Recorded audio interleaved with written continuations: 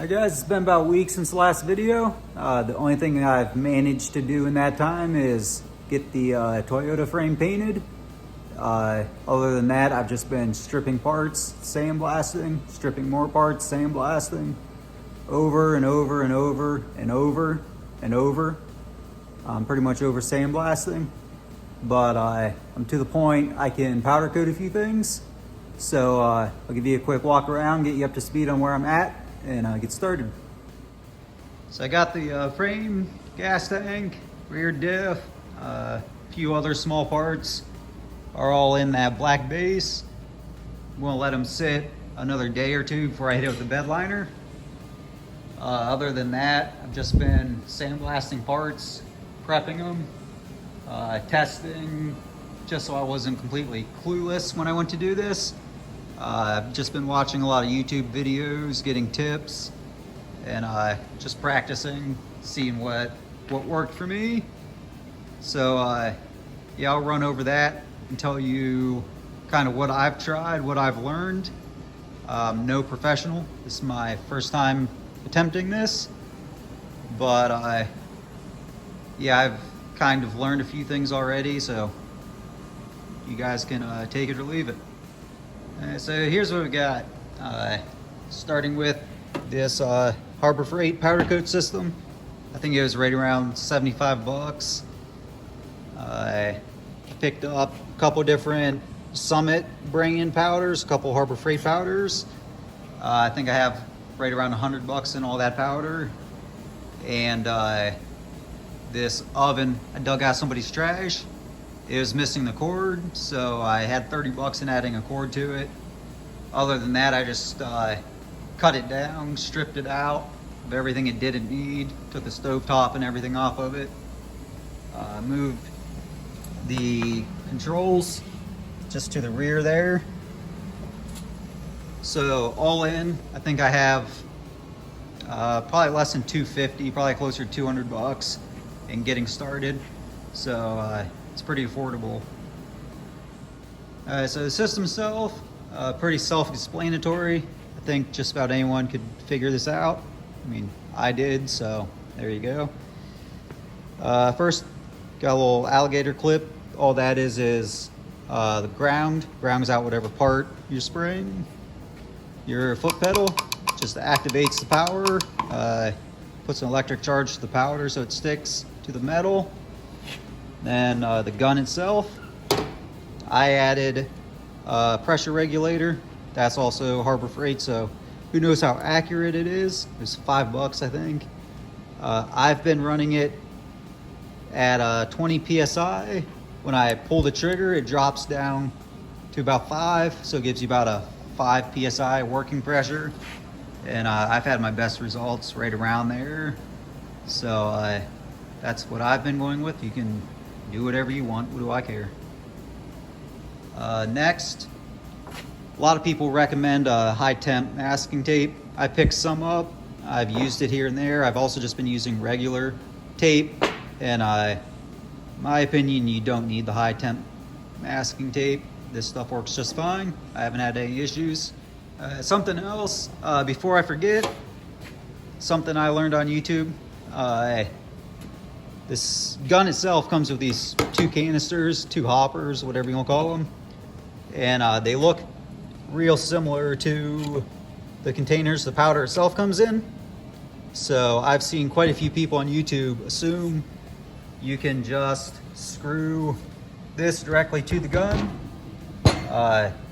Threads must be a little different, because I've seen a lot of videos where as soon as they put air to it, it just explodes, powder everywhere.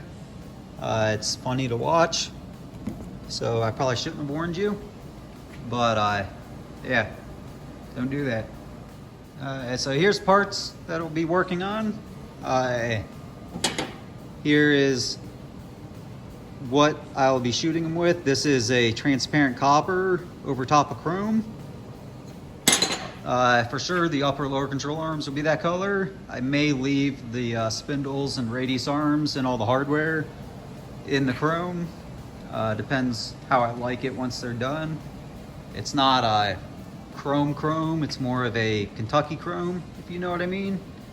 So yeah, either I'll be happy enough with it to leave it, or I'll end up doing everything in the copper.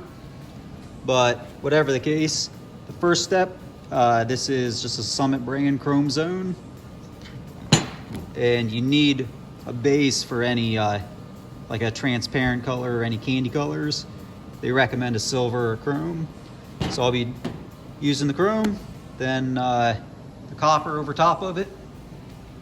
And as far as prepping them, I've learned it's just like body work. Prep is 9% of the work, especially if you want good results. But I've sandblasted everything, and a lot of people recommend a lot of different things. I see people saying to wipe it down with thinner or blow it off with air. I really don't see a point in that if you do a good job sandblasting. So I've tried it and it really didn't make a difference. But same with preheating, you get a lot of different people saying a lot of different things. A lot of people like to preheat them at 400 to get off any contaminants. Then they'll let it cool down completely, heat them up again to 200 and spray them at 200, and put them back in at 350 or 400, whatever powder you're using. Some people like to do that, spray it at 200 in case you screw up. You can hit it with air, just blow it back off and redo it. If you do it at 400 right out of the oven, right after the preheat, it's pretty much as soon as the powder touches it, it's on there. You're not going to spray it off with air. But it's pretty hard to screw up, so I really don't see a point in doing two steps. Okay, so here we are. Got a couple of the arms preheating at 400, and that should bake off any oil or contaminants on there. I'm going to try to keep everything moving in a rotation, so I pulled out the other grate. Already have a one of the lower arms wired to it. Over here, got everything set up. Got the air regulator set to, like I said, 20 PSI. And it's a working pressure of about 5. That's where I've had my best results. And I got the chrome powder in it. So I will pull one of those arms out, get it hung up. And like I said, it's pretty self-explanatory. I'll hook the ground to it, and that just activates the power to electric charge the powder so it sticks. So yeah, I will get one of them arms out and get started.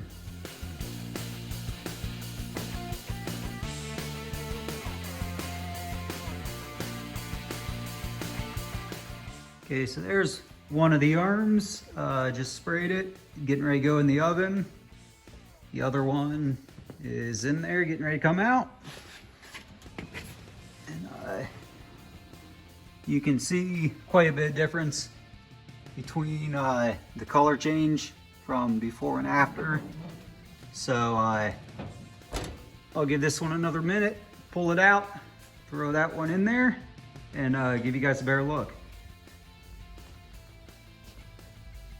Right, just a quick before and after between baking. This one just came out of the oven. I really wouldn't call it chrome. Like I said earlier, maybe Kentucky chrome. And this one's just going in the oven. And it just kind of looks powdery, obviously. So yeah, there's a little before and after. I'll get this other one in the oven and start on the copper of the first one.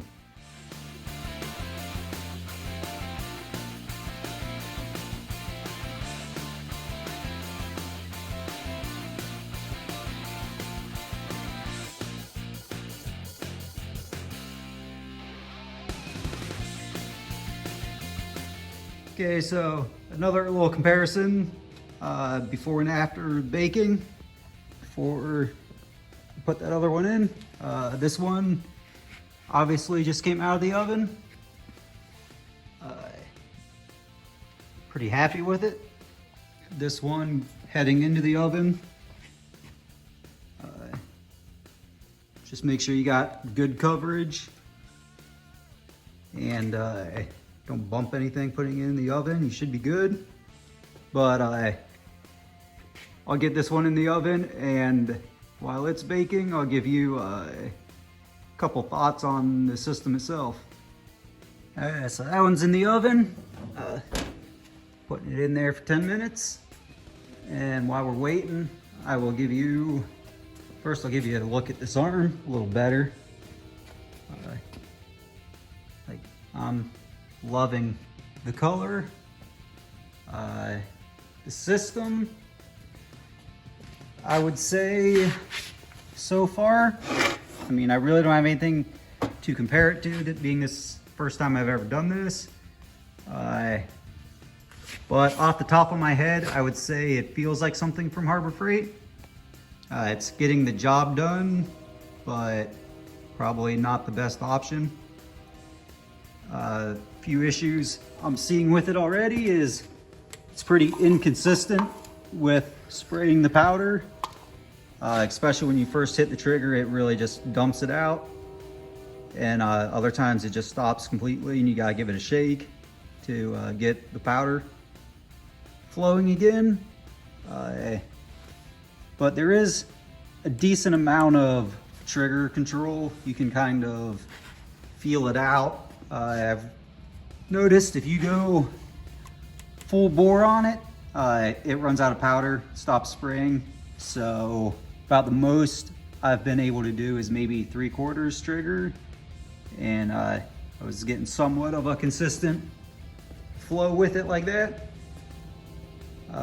Again, could be me. I'm kind of an idiot. My first time doing it also. But I did watch a lot of YouTube videos and studied up on it. So my guess would be it's more just a cheap $75 system than it is me. But regardless, for 75 bucks, I don't think you can go wrong with it. I say that now, but I'm not done. The thing may break in half before I am done. But we'll keep going. So screw up number one. Should come as no surprise to anyone. I'm more surprised it took this long to screw anything up. I'm not sure what happened. I did notice, this is the second one I did. As I was spraying the copper on, it was already darkening up. I don't know if the metal is still too hot or if maybe I put it on thicker on that arm. This is definitely more the color I'm going for. So lesson learned, and I guess tomorrow I'll sandblast this one again and try again. But for now, got more parts in the oven and going to keep going. Alright guys, still plugging along, working on these lower arms. Now that I've used this thing a little more, a couple more things I've noticed that I'll throw in. First is, like I said, definitely a Harbor Freight tool. It's super inconsistent with the spraying. The whole time I'm constantly shaking it, get it the powder to feed, and it'll come out in poofs. But like I said, for 75 bucks, you're up and running powder coating. Really can't expect a whole lot, but it is kind of annoying. Second thing, whenever it stops shooting powder and you're playing with the end here trying to figure it out, that will shock the frick out of you. They didn't put that on the box. Alright, so got all 4 arms done. 3 of them match pretty good. That one kind of did its own thing. Not sure exactly what happened there. I know the inconsistency of that gun definitely does not help. I would think this gun, this whole system probably does a lot better with just single colors. I try to get fancy and do transparent colors. I don't think transparent colors, candy colors with this machine, you're going to struggle with consistency. But 3 out of 4 ain't bad. I'm not sure if it's maybe the metal is too hot or I put it on too thick, because like I said, it does kind of whatever it wants. So I'll split the blame with Harbor Freight 50-50. We both kind of suck, but we're getting it done. Hey guys, a couple pieces in the oven. While I wait on them, give you a couple little tips, things I've kind of learned so far. One, on a single color applications, that system works a lot better. But like I said, trying to mess with candy or transparent and get any sort of consistency is pretty frustrating on that thing. Another thing which I've seen a lot of people talk about on YouTube, it's really not great at getting down in all the crevices like that. But for my first time, I'm happy with that. Another thing, you can see the specs on this one. That's after I sprayed the copper I had hanging on that ladder, and I bumped it getting it off. It had some leftover chrome powder on there that got down on it. I didn't notice before I baked it. So I'd suggest you have any sort of rack or use a ladder like that. Anytime between color changes, hit it with an air hose and knock all the loose powder off. Because I've got a couple real small spots like that. Not the end of the world, but could do without it. I got some final thoughts, reviews on this thing. As I mentioned, doing, I think, any transparent or candy, it just doesn't have the consistency to do a super nice job. But on these spindles, anything single color like that, it was spitting and sputtering, doing its thing, but it still flowed out really nice. I'm happy with these parts. So I don't think the performance of the machine really matters a whole lot on a single color. You're only going to notice it on transparent stuff. Another thing I did, I played around with preheat. Had a few ideas watching other people's YouTube videos. I can't say I really noticed much of a difference other than the upper arms. I did at 400. I did the chrome, cooked them at 400, took them out, and immediately sprayed the copper. And obviously I had a problem. I don't know if it was because of the temperature or the inconsistency of that gun. But the lower arms, I preheat to 200 and no problems there. Same with the spindles. I preheat 200 and like I said, they're mint. Radius arms, I didn't preheat at all. And it went on nice, no problems. So I would say either don't preheat or preheat at 200, you should be fine. 400 maybe even, I just happened to have a problem, but it could have been my stupidity, or that's what you get for Harbor Freight tools. But either way, just keep telling yourself it costs 75 bucks, and if it lasts this project, I'd be happy with it. Yeah, it's definitely just a Harbor Freight tool, performs like a Harbor Freight tool, but it's cheap. got the job done. Doing these parts you see here, I end up using, let's see if you can see, about 3/4 chrome and 3/4 of a container, probably less than that, probably a little less than half of the copper. Those things cost 20 bucks each, so you do the math. It was pretty cheap. Yeah, I don't know, 30 bucks or something to do all those parts. I don't know if I would do these arms with that transparent copper again. I may even blast them and do them a single color. But my $30 trash oven, it worked good, so no complaints there. And the Harbor Freight gun, like I said, I was constantly just jerking this thing off just to get it to spray. And it'll shock the frick out of you for sure. No one warned me about that. But yeah, for 75 bucks, like I said, if it doesn't break in half by the time this project's done, I'll be happy with it.